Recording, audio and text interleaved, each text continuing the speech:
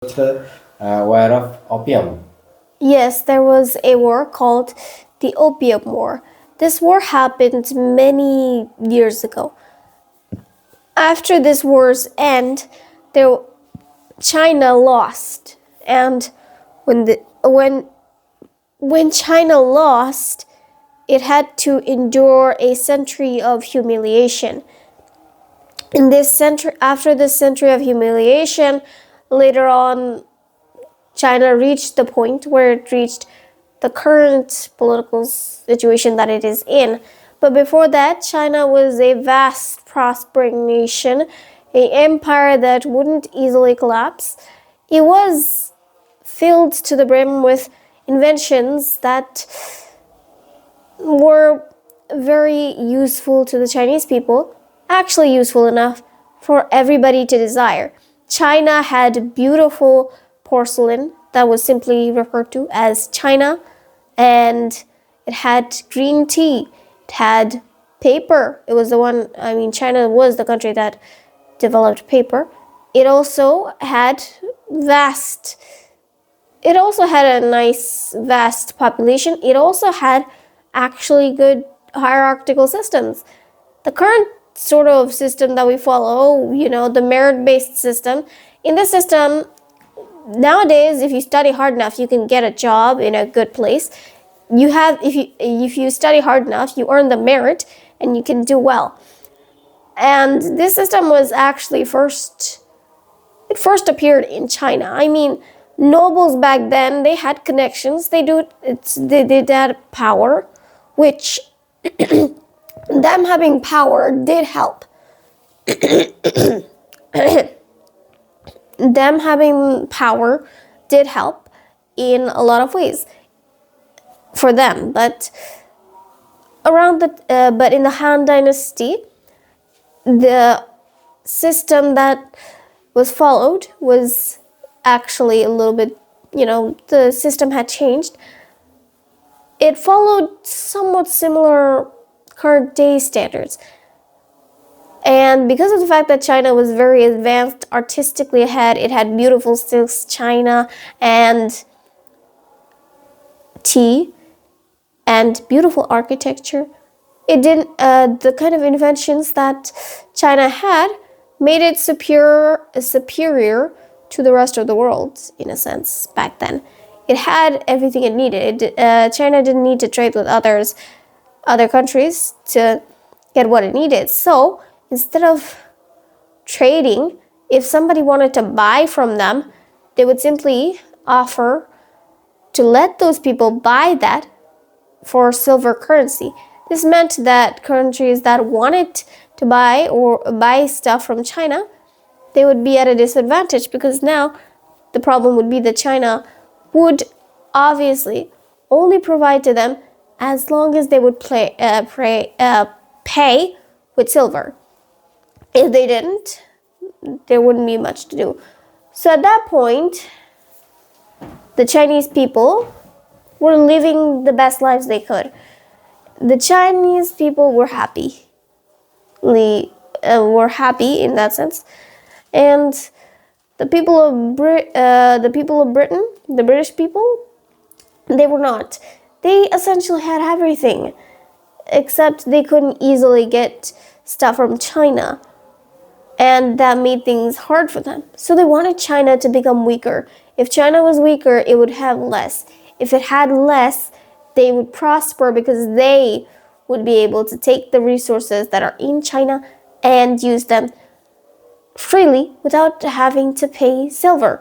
Because the Great British Empire at that point was losing money, silver coins, because they were trading with China. Because their habits, tea was a very big part of their life. Opium? Opium, it's a type of drug, okay? It's a type of drug. It's produced from poppy seeds, and this kind of drug, it leaves a physical inability to stop. If you use it once, you can physically not stop forever, as long as you live. It also physically cripples you on some level. It's okay, but why the where was uh, occurred. Why the war occurred? Well, what I was explaining is that Britain was losing money, and because Britain was losing money, it decided to losing money because China had good things, which Britain did not, and Chinese merchants did not want to sell, did not want to trade, but would rather sell for silver coins. But they would not trade because their merchandise was better than British merchandise, and because of that, the Chinese people just kept their own merchandise, though they were willing to sell it for a price, which meant that Britain was losing money. It was hurting the British economy. So Britain crafted a devious plan. They decided, we're going to go to India and tell the people of India to produce poppies so that they could produce opium, and thus the opium would be smuggled to China, and the British Empire technically wouldn't be liable, even though they were the ones planning it and backing it up. But usually it would be taken to China via smugglers, and by doing so, China became addicted to opium. It was banned, it was illegal. The Chinese people knew that opium was harmful for its people, that opium was not good, opium was dangerous. People back in that day knew that it was not a great thing to enjoy. But it became a problem but the problem still persisted as opium was being traded into China, which probably didn't have much of a supply of it, as it was illegal back in the day. And it still is at the moment. But later on, at that time, it became widespread, which alerted the Chinese authorities at the time. And there was a man he wasn't the kind of person who could be bribed or could become corrupt easily. He was essentially not going to be corrupted. His moral values were too high. He would rather stick to his morals than get bribed. So that man decided to send a letter to the Queen of England and said, if your people were attacked with, I'm paraphrasing, okay? But if your people were attacked with drugs, would you be pleased? So why attack our people with drugs? And this led to, well, the Queen probably didn't read it since nobody responded. And at some point, the man decided, enough is enough. I'm going to enforce the law, and I'm going to take the smuggling operation down. The people who are smuggling opium into China, they are going to suffer if they do not give the opium to the government of China, like the authorities in China. And so the man took it, and they threw it, and they decided to turn the opium into a useless sort of sludge and send it to the ocean. And this led to the British Empire being upset. The British Empire being upset decided to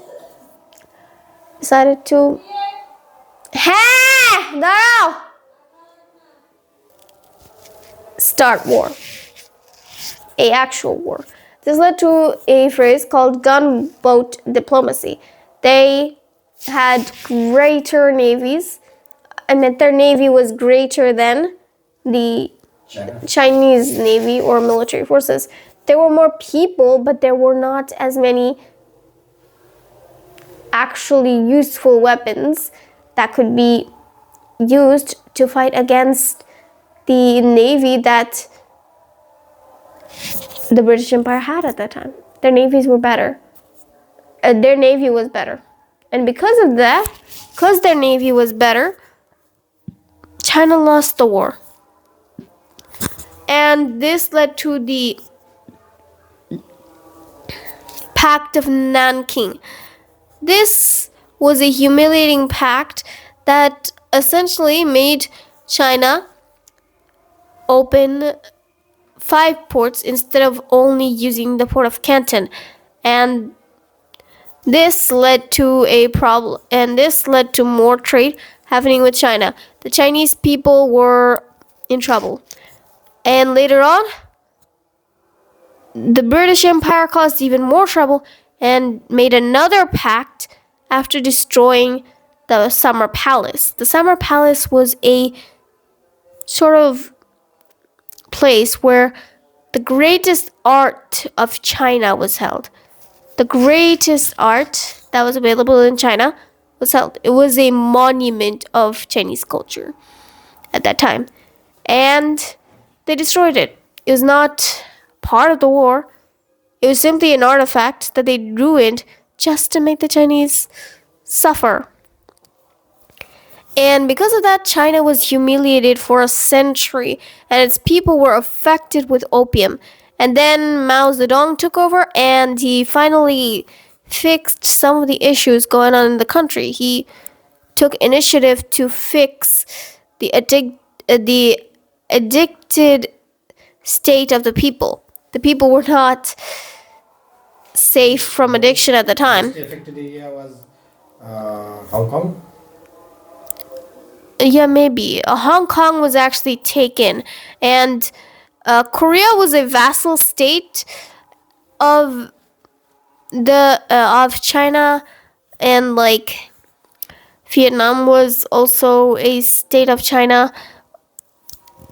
And later on, they got taken by Japan. They got colonized by Japan, and Japan massacred people. There's actually a story where a man and his friend decided to try to see who could kill 100 Chinese people first. They had a contest to see who could kill more people.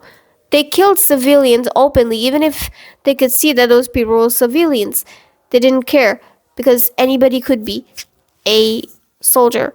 What if they're doing what if they're using guerrilla tactics, and what if they sneak up on us? What if they're hiding in village houses as civilians? And even though it was obvious that those were just civilians, they would still kill them. They would still do atrocities, even to children. If they saw a child, the child would die. There were no exceptions. They acted ruthlessly. Most countries saw the issues, and they decided to simply take from China, humiliate the people, because they had an opportunity. And the fact with China is that China is a country that tends to rebuild itself. The Chinese empire, it's the only empire that has lasted as long as it has. Okay, thank you. So it rebuilt itself in the end, as far as I know. Okay, thank you. And reached its current state. Okay, thank you. Bye.